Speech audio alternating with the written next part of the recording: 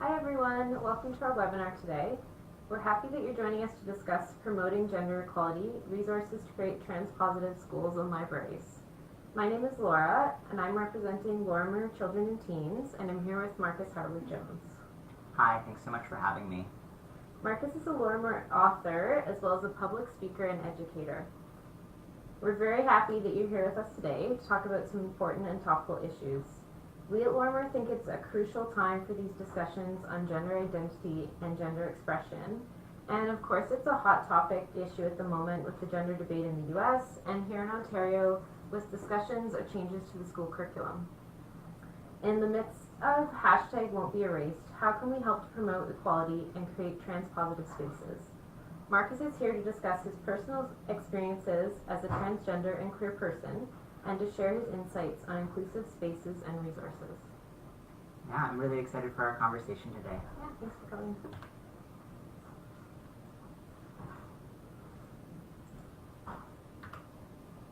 Okay, so I'll pass this over to Markus in a moment, but first I'd like to introduce Lorimer Children and Teens. Our publishing program focuses on high-low books for reluctant readers, that is, books which appeal to older audiences, but which are written with language for a lower grade level. We believe it's important to have resources which are accessible to everyone, not only confident readers. We also don't want to talk down to teens.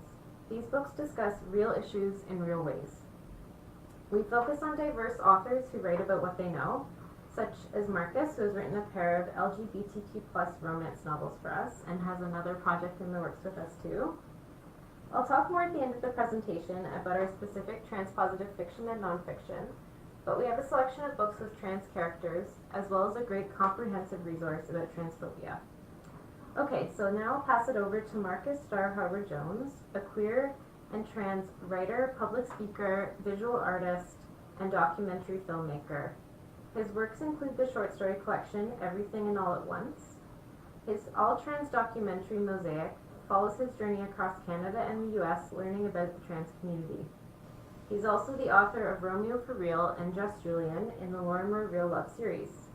Markus holds a BA in Sociology from Ryerson University, where he was the co-founder of the Are You Trans Collective, and an MA in Gender Studies from Queen's University. Markus, over to you. Thanks so much.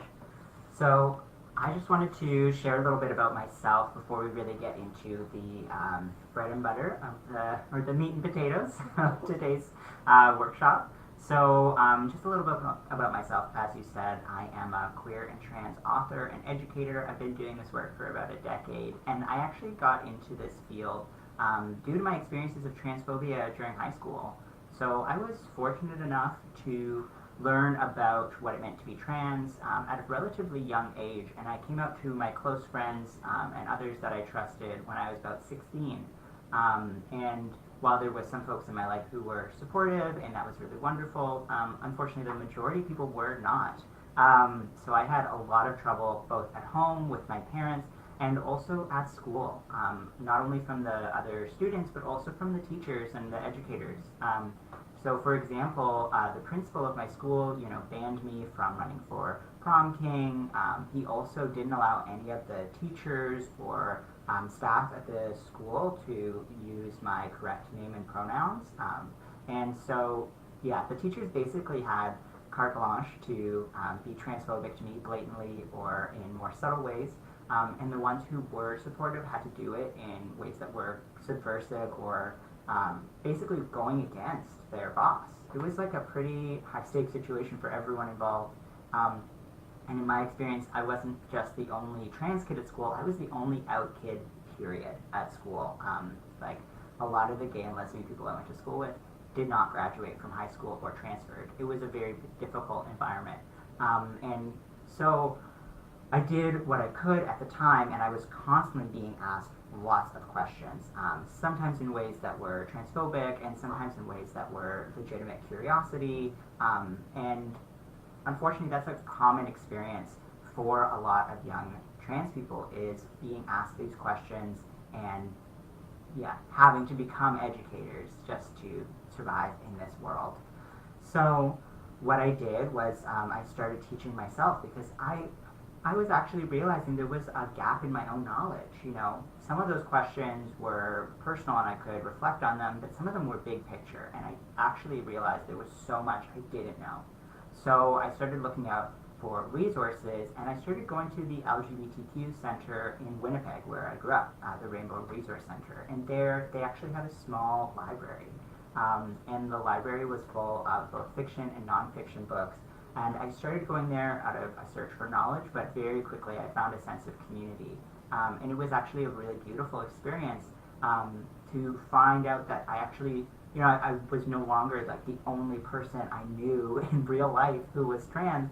I was part of this bigger conversation that was happening, and there were these whole worlds that I could be a part of. So that was like a really transformative, important experience for me, and it really inspired me to start thinking about what are my stories and how do I want to tell them. So, on that topic, I want to get into some conversations about what resources, fiction and nonfiction resources, can teach us. And for starts, I think that these kind of educational resources can help get us on the same page. They can introduce us to language and lexicons, words like transgender, which for those of you maybe who don't know, references transitioning one's gender, transgender, or cisgender, which is the word we use for people who do not transition their gender. And a gender transition is a social, legal, medical process. And yeah, those kind of concepts can seem really big and scary when you've never heard of them before, but when you read about them in a story or you find them in a book or you share them with your friends, they become familiar. And actually what I love about a lot of the contemporary works about trans people is they're going beyond just that 101 of here are the languages that we're going to be using, but they are really starting to show and celebrate a diversity of trans experiences and trans stories, and showing that there's lots of different ways to be trans, and there's no wrong way to do it. There's lots of trans people who don't transition or who only transition in one way and not the other. There are trans women, trans men, non-binary people, lots of different types of trans folks. And I am really excited about the up-and-coming group of trans authors and educators who are helping expand this field. So that's really exciting. And I'm really happy to see, hello to the comments, I see some folks who are here to do some educational work, and that's awesome. So for students and educators, I think that it's so important to talk about trans people and gender in general, because we're all impacted by the discussions of gender that are happening in politics and the media, not just in America, but also in Canada and lots of other countries. And whether or not you know trans people personally, you probably do, and you just don't know you do, but even if you can't think of any trans people you know right now, all of us are impacted by discussions of gender, and it's really important that we think about how we integrate that into our educational work. And I'm a big believer that stories are essential to educational approaches that want to appreciate and celebrate trans people. Trans-inclusive stories help normalize trans folks and help build supportive spaces like that library at the Resource Center. For those of us who are questioning their gender or sexuality, these kind of books can really transform our whole journey. And I will actually note that there's this, I think that it's a big myth that if you tell people that trans people exist, then all these people will feel pressured to identify as trans. There's a lot of panic around trans, young people who are under 18 who want to transition, or trans folks who, people think, oh, well, maybe they're just gay and they're feeling pressured, or gender non-conforming, are they being forced to transition? I totally get where a lot of those concerns are coming from, but I think actually having a large amount of stories that feature and celebrate trans people actually gives people the options and space to really ask, who am I, what do I want? When you keep the narratives hidden, when you hide them under the rug, or if you only give little pieces at a time, that's actually what I find forces people into places of rigidity and binary thinking. I definitely know in my experiences of transphobia and bullying and rejection just made me want to be trans louder. So yeah, I really think that it's important for us to celebrate all of those diversity of stories. So a lot of people ask me when they're looking to make trans-inclusive spaces, where do we start? And yeah, That's a great question. I would actually encourage everyone, trans or not trans, to recognize that self-education is part of the work. Even as a trans person myself who's been doing educational work for over a decade, I am still learning things every day, all the time, because there's not a single story about trans people. And I encourage everyone to approach this educational work with oneself and with the young people you're working with from a place of empathy and honesty. Be real about your own limitations and celebrate what you do know and what you're learning together. And remember that all trans people are going to have different experiences. There is not a one-size-fits-all. For example, some trans people love the opportunity to share our pronouns. Other trans folks feel very put on the spot in that kind of a setting. So it's actually really a process that you're doing with the community around you. So I encourage you to try a variety of approaches and be open to being flexible and having feedback. And part of this whole process that I'll be explaining more is what it looks like to develop an environment that's a safer space for trans folks, and especially trans youth. So sometimes we hear about safe spaces with like a little bit of cynicism, and I actually totally get that, because I think that there's not really such thing as a safe space, because there's always a risk. You can't ensure safety. I do think that we should be working towards safer spaces that are focused on being welcoming and accountable to the communities we're a part of. So some questions I would ask when you're thinking about building a safer space would be, is this space accessible for all of our physical access needs? Is this space accessible for our emotional access needs? And what are our agreements together as a group? Now, these questions, you might be thinking, don't seem like they're about trans people, but of course they are, because there are disabled trans people, there are trans people with emotional trauma, there are trans folks who won't let you know that they're there until you make an agreement that they're going to be welcomed, and that the space is going to be accountable to them. These are definitely essential questions to be asking when doing work that's trans-inclusive, and recognizing that that work is actually part of a bigger picture to make a more welcoming and accountable community for everyone involved. So for folks who are working on that journey, I encourage you to check out the Trans Student Educational Resources, or TSER. They have a fantastic poster campaign and lots of educational materials. The No Big Deal campaign is really cool. It was started here in Ontario, and it's a whole series that's just about pronouns and how they're no big deal. They come with pins and posters and fabulous educational stuff. And if you know LGBTQ2S young people under 29, you can also point them towards Youthline. Youthline has a fabulous resource database, but they're also a hotline and a texting service where they do peer-to-peer support. So I'm a big fan of the work that they do, and these are some fantastic resources for folks who are in a position where they can help foster that safer space. Some additional strategies that I would encourage you to consider would be things like asking if there's gender-neutral bathrooms where you are, and maybe even change rooms. And if not, how do you make that happen? That's a question that's really close to my heart as someone who had to run home every lunch break so I could use the bathroom before going back to class. That was a really heavy experience of violence that impacted my experience in education, and that doesn't need to be the case. And if you're concerned around gender-neutral bathrooms and still having space for men and women to have private bathrooms, it's totally possible. You can have 3 sets of bathrooms. You could have some bathrooms on the first floor, some bathrooms on the second floor. This is totally doable, and people have done it before, so look towards your resources. Also ask yourself, is there a gay-straight alliance or a similar club? If there's not, why not? Are there any existing policies at your institution relating to LGBTQ people, or anybody who's not straight, not cisgender? And if not, again, why not? And finally, a big question that I always love to get people thinking about is, are trans people invited into secured and respected positions in your institution? What would it look like for a trans person not just to be this representative of a marginalized group that you're trying to bring in to your institution, but what if they were fundamental parts of where you are? What if they were your star student, your colleague, your coworker, your boss, or even you?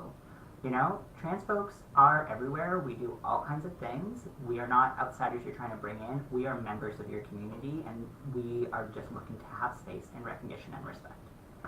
So, on that topic, if there are any already out trans people where you're at, I encourage you to ask them privately what they need for support.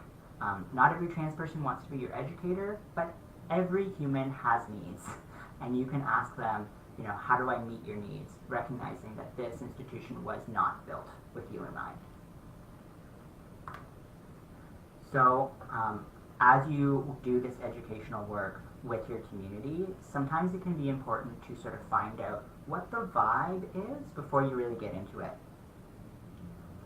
So something I like to talk about is called testing the waters.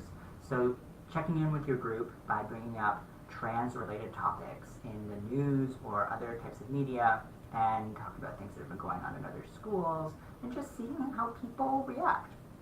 This can be another great chance to incorporate trans-related nonfiction and fiction, which we'll get more into in a second.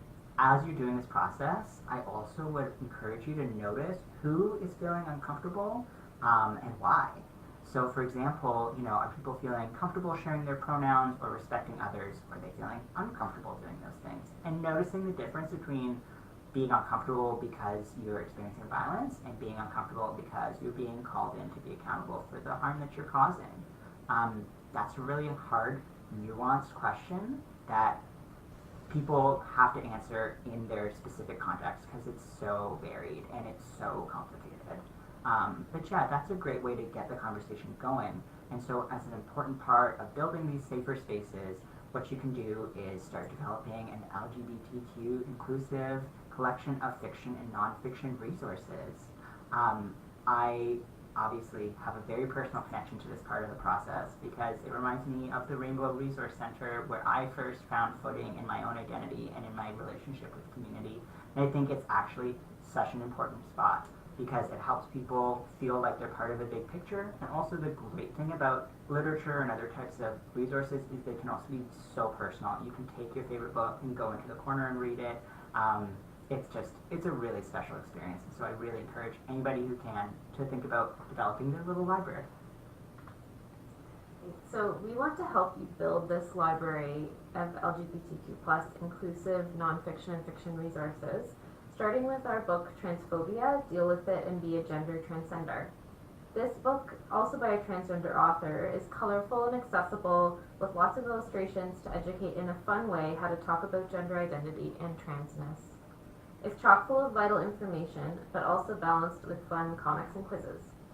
This book also gives concrete ways for kids to counter transphobia in their schools, homes, and communities. It's an amazing resource for any library or school that is focused on creating safer spaces. So I want to introduce you to our Real Love series of modern teen romance novels. The series features a diverse list of authors who are writing from experience, with themes including body image, gender identity, and dating and sex across the LGBTQ+ spectrum. As mentioned at the beginning of the presentation, Lorimer's focus is on high-low material, so these books have reading levels which make them accessible to all teens. This series has definitely connected with today's teens and the wide ranges of experiences they face. So in particular, our upcoming title in the series centers on a transgender teen. This is What Makes You Beautiful. So again, by a transgender author, this is the story of Logan, a half-Asian teen who's questioning his sexuality. Logan knows he's attracted to a boy at school, but does that make him gay? Set at a progressive arts high school, the wonderfully diverse cast of characters helps Logan transition to identifying as Vanessa. This novel deals sensitively with gender pronouns, as Logan decides to identify as they, and it normalizes different sexualities and genders with secondary characters who identify in a vast variety of ways. Yeah, this is one of my favorite books. I'm really excited for it to be coming out. Bridget and I have been longtime friends, and I am so stoked for this to be on shelves. It's going to be phenomenal. It's a good one. So here are Markus's novels, also part of the Real Love series, and they're an excellent example of normalizing trans characters in fiction. While the main characters in these books are cisgender, there are secondary characters whose transness is not the central focus. Yeah, this was a strategy I actually intentionally employed in this story.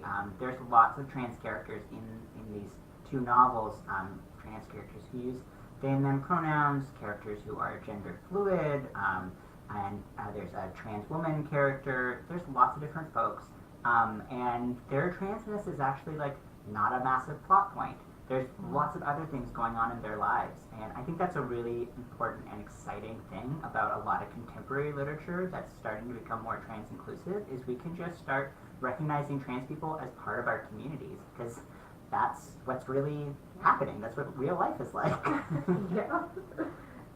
So these books, Romeo for Real and Just Julian, as you can see, they're a modern retelling of Romeo and Juliet, but with queer characters. So again, it's important for us to point out that these books are high-low and diverse. We've been using the hashtag #OwnVoices on our social media to indicate that our authors are writing from a place of experience. And this is another important way to connect teens to trans-positive resources because, of course, teens most relate to content which feels true to them. Yeah, and just one more note on this, something that, I've poured a lot of myself into these two books, and they're both set in Winnipeg, and they really are reflecting the stories of my own experiences growing up. And yeah, when you see the characters in these books, they actually are people that I knew and that I care about a lot. So yeah, it's just coming from a really personal and real place. Yeah, they're great. Okay, Markus has put together for us this amazing list of resources from other organizations and publishers. If you'd like us to send you a copy of these slides with the links, you just have to sign up for our newsletter, and there'll be information on that a bit later in the webinar.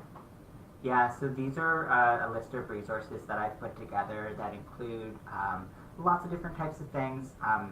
I encourage everyone to actually look to their immediate communities because there's a lot of trans folks who are producing resources all the time. But these are ones that I have vetted myself, and I can attest that they're super fantastic, super useful, and great starters along with a lot of the Lorimer books as a way to get that library going. There's also a lot in here that are just like posters or like resource databases or comics, like maybe things that would be a little easier to get started on. Okay, thanks. Okay. So we want to move on to some questions for Markus. So we had you contact us earlier with questions previous to this live feed, but if you have further questions after this, then Markus has provided his contact information, which will be coming up afterwards, or you can contact us. So the next slide will feature all that contact information. So we had a question that came in from Facebook, and I'll just read it here verbatim. So today a reader/fan contacted me, became a friend through Facebook. She feels she is a male trapped in a female body. What's concerning me is her constant posts on her own page about suicide. How best to help her from this very distanced relationship? Yeah, that's a very challenging situation you're in, and thank you so much for writing that question on our Facebook page. Yeah, I mean, again and again, studies show that the trans folks who are experiencing a lack of support are the ones who also have high rates of suicidality, and as soon as trans people start experiencing support from family, friends, in their educational settings, that suicide rate goes right back down to the standard for the whole population. So this is probably someone who's really struggling in a lot of different ways, and it's really hard when you see someone going through that and you want to help, but you don't have a super close relationship. And I think that's probably something a lot of people can relate to. It might sound a little strange, but I would actually encourage you to start looking into your immediate community and into yourself and asking how you can do trans-inclusive work on a smaller scale, because if you start doing that work, one, you'll be able to teach yourself how to be there for that person when they need you, and two, that person will see you doing that work, and they will come to you when they're ready to talk. Finally, if you or anyone you know is a trans person who is struggling with suicidality or is in crisis or just needs to talk, there's lots of amazing resources out there. So to the question asker here, if you're concerned about this person's well-being, I would actually point them towards someone whose job and experiences have trained them to support trans people in that time. So places like Youthline is great if the person's under 29 and based in Ontario.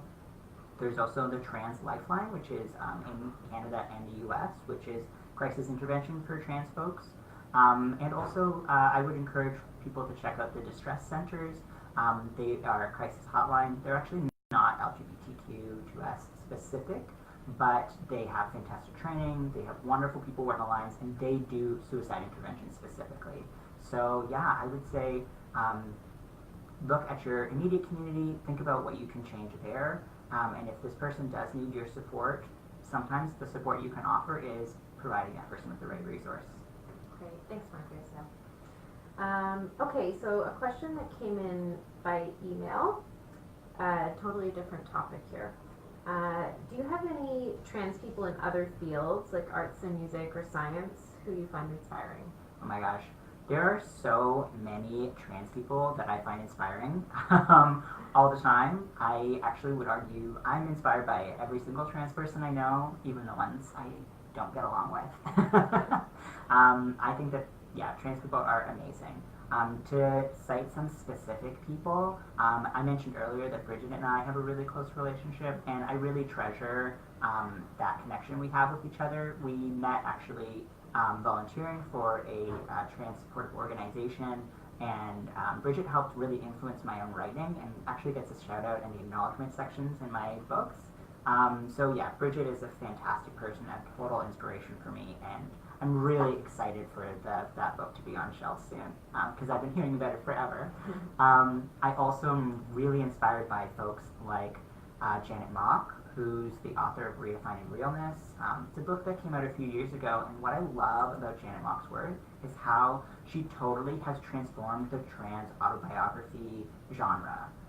So maybe for folks who aren't like professionally trans like me, you might not know, but like trans autobiography is this like massive industry, and it's actually something trans people are pressured into often. There's a lot of trans folks who are told they can't publish fiction, they have to publish their autobiography, because people won't read stories that's the narrative we're told. People don't read stories about trans people unless they're like these like tragic tales where you tell everyone all these details about your life, which I think is total BS. Yeah, so what Janet Mock did was, and what I think is so phenomenal, is she takes that genre, she owns it, and then she totally transforms it. She tells her own story with honesty and with compassion for her younger self. And when she talks about the violence she's experienced and she lets you into those intimate worlds, she constantly makes it clear that this violence, didn't make her trans, quote unquote, but actually was targeted towards her because she was recognized as a young trans woman before she even recognized herself that way. And she always brings it back to the big picture, brings it back to a sense of community, brings it back to structures of power. I think she does an incredible job. It's a fabulous book, super accessible even for people totally unfamiliar with anything to do with trans folks. And I just have huge, huge, huge respect for her. I read that book while I was on vacation actually with my family, with my grandparents, and I was just like, oh my god, I can't wait to get home and tell all my trans friends about this so we can just like have our minds blown together, because she really did redefine realness, and it was so cool. So that's a big inspiration for me. And another person I would say is Laura Jane Grace, who's in the band Against Me. I was a big fan of their music for a while. They're like this like punk rock band. They have a couple big hits. And then Laura Jane Grace came out as trans, and like a bunch of her bandmates left, and it was like a big shock in like the punk scene. And she just totally owned herself. She was like, this is who I am. She came out with a whole album, which was like full of like dysphoria blues, as she described it. And she also like did a live show where she burned her original birth certificate in front of a whole crowd, which I was like, wow, this is the punkest thing I've ever seen. And she just reminds everybody that, like, reminds me at least, that punk and all these like amazing, vibrant communities have always had trans people included, have always been about people from the margins, and she owns that and she reclaims it, and I just have so much respect for her. But yeah, like I said, honestly, I'm inspired by like really everyone I meet, but especially trans people, and I would say especially trans youth, because it's really, really, really hard to be a young person who's trans, whether you're out or closeted or whatever. Yeah, I have a lot of respect for all the trans young people I meet because they are constantly struggling and they're constantly surviving, and they are going to be the ones who transform this world. Thanks for sharing that. Okay, one more question. Do you think there's a gap in the market for trans-positive resources, or anything you would like to see more readily available? Yeah, that's a great question. I mean, it's kind of a yes and no answer. There's definitely a gap, and there's so many stories that are not getting showcased. And I would just reiterate that there are lots of different ways of being trans, and there are lots of diverse stories about trans people that are just not getting attention. But I would argue that it's not that those stories aren't being told, it's that they are not being uplifted. And so this is one of the reasons I'm always encouraging folks to look into their immediate communities and talk to the trans people there, because a lot of us are trying to tell our stories and are actually doing a really cool job of it. I definitely know trans folks who have to self-publish or who make webcomics or blogs. I know that I personally developed a list. I was inspired by a book called 101 Alternatives to Suicide, and I made my own list of alternatives to suicide and shared it with all my trans friends. Like, we are making resources. We are developing them. We are telling our stories. We just need the space and to be given a chance to share them, because like trans people are making phenomenal work. And I would also, reiterate that we need to start recognizing and appreciating the work of trans people of color. Indigenous trans people, Black trans people are like totally foundational to trans politics, to trans media, to politics and media in general. Like, so important, and so rarely recognized, so rarely paid for their work. So folks like Janet Mock, for example, or also a local author, Gwen Benaway, does this like phenomenal work with poetry and prose. I especially love her book Passage, which is about being two-spirit and also about transitioning gender, and just like shows this incredible journey from a perspective that's so rarely appreciated and recognized. So I really, really encourage people to not just tell a single story of transness. We have seen some changes more recently where trans folks are getting a little more traction in the mainstream media. And people who come to mind would be like Caitlyn Jenner, Chaz Bono, maybe Laverne Cox, but often the folks who are getting the attention are wealthy, and they're often white. And if we just tell the same story about trans people again and again and again, we're actually not doing trans communities justice, we're not doing ourselves justice, we're not going to actually end up supporting the trans people who need us. And as a white trans person myself, I really encourage everyone to recognize that, like, my story is just my story. It can't be applied to everyone else. I do the educational the work that I do it from a place of love, but I never try to frame it as like, this is the end all be all. You gotta look to your own communities, and you gotta especially look to the folks who are being pushed further and further into the margins, because they have the most important stuff to say. Great. Thanks, Marcus. Yeah. Okay. So here is our contact information as promised on how to reach Marcus. So after that really amazing presentation, you'll be pleased to know that Marcus is available as a speaker for events and classroom visits. So you can email him or visit his website for more information on that. Please don't hesitate to be in touch with us as well with your comments or questions on this webinar. Lorimer is available across social media platforms. You can find us on Twitter at Lorimer Kids and facebook.com/Lorimer Kids, or subscribe to our newsletter, lorimer.ca/newsletter, and stay informed about books and strategies to engage reluctant readers, more free webinars, teaching resources, and more. Our books are available from all major wholesalers and retailers, and for ordering in the US through our distributor, Learner Books. This entire webinar will be available on demand on our Facebook page, Lorimer Children and Teens, and on our YouTube.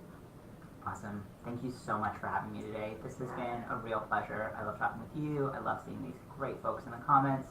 And I'm just really glad that we can start having this conversation. Yeah, thanks everyone for tuning into this. We know your time is valuable, so we really appreciate that you spent it with us today to discuss the importance of trans-positive resources. And of course, thank you to Markus Harwood-Jones for joining us and sharing his expertise on this topic. And again, feel free to contact us if you have any questions about things we didn't get around to addressing today, because it's definitely a huge and important topic and we want to keep the discussion going. Thanks again, everyone. Thank you. Have a wonderful day.